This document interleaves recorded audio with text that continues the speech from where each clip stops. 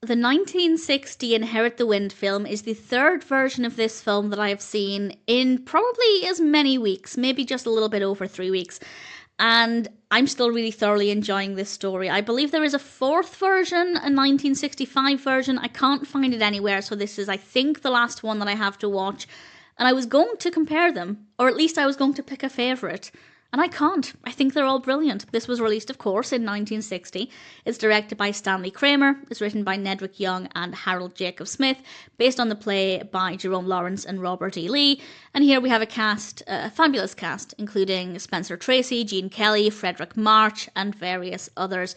And the story is about a school teacher who is put on trial for teaching Darwin's theory of evolution. Of course, that goes against the religious teaching, and he's not supposed to be doing this. And the story, argues whether it's right or wrong, whether he should be allowed to teach evolution. And it's based on the play, which is based on the true case from, I think, the 1920s. So the whole story itself is really fascinating. I think that's one of the main reasons why I've watched this story 3 times in as many weeks, because it is so fascinating, particularly at the time. Obviously today, in the 21st century, evolution versus the Bible is still a hot topic. It's still a really interesting discussion. But obviously at the time, when religion was arguably bigger than it is now, more important to some people than it is now at the very least, and not everybody or not as many people were believing evolution. Such a fascinating concept, and it plays out wonderfully. Very dramatic start with the arrest happening immediately, and yeah, from there it's fabulous. Lots of courtroom scenes, lots of brilliant discussions, really great set layouts, very passionate performances with some very well written characters.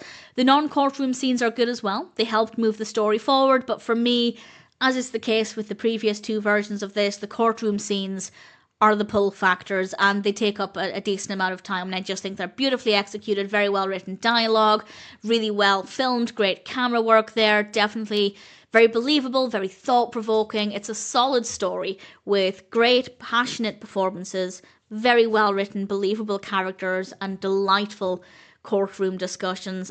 As I said, I can't pick a favourite. I was going to, but I can't. They're all very similar, but they're all different. They all maybe feel a little bit different, but they all present the story in a similar way, and I think they all did a great job with it. And whether you're familiar with the story already, or you want to watch the 1960 version as your introduction to Inherit the Wind, I'd say it's a great place to start. It's a really enjoyable story, really fascinating, thought-provoking. It's very well presented here with solid characters and performances.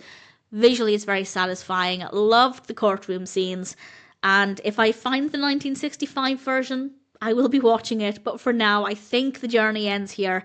And needless to say, I'm very happy to recommend the 1960 Inherit the Wind.